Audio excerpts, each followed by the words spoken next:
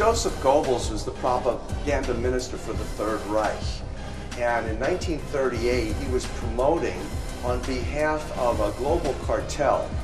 In this particular case, you had RCA, you had General Electric, you had EMI, which is people know as Abbey Road, where the Beatles did their recordings.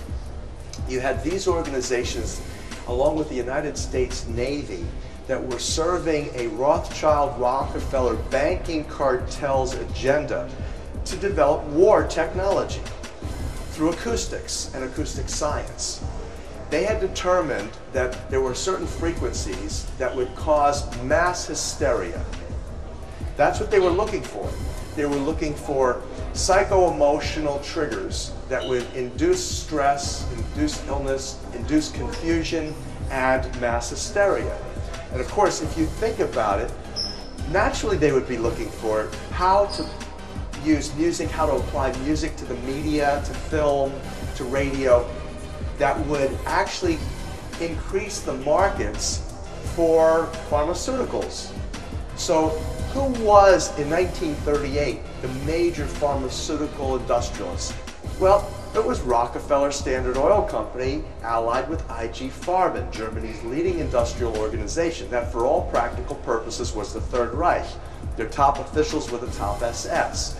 And that they were partnered completely, in fact married is the term that US federal judge decreed was the best adjective for the Rockefeller German petrochemical pharmaceutical cartel called IG Farben.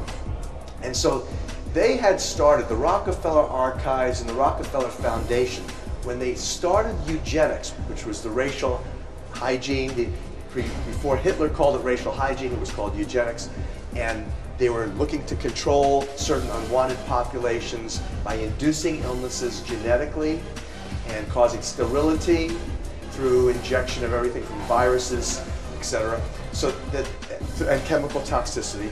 So that back in the time that the Rockefellers funded the Kaiser Wilhelm Institute for Eugenics, Anthropology, and Human Heredity, pre-Nazi Germany, with Ernst Rudin being a premier promoter, and Marion Wright Edelman was promoting eugenics. You know, this is the origin of what Hillary Rodham Clinton is engaged in currently, the children's rights agenda. All of this was unfolding at that time, along with the military research into how to induce mass hysteria.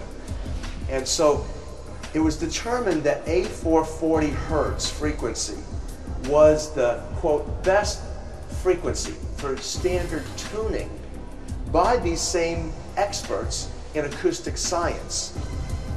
And there was no other reason given for A440 being selected. The only explanation that they gave us was that it was close to 439, which some of the orchestras in Europe had been tuning to. But other than that, those frequencies themselves had also been kind of like just taken on without any clear reason or rationale. But the A440 emerged out of this consortium of experts in military war research and acoustics. Military war research and acoustics.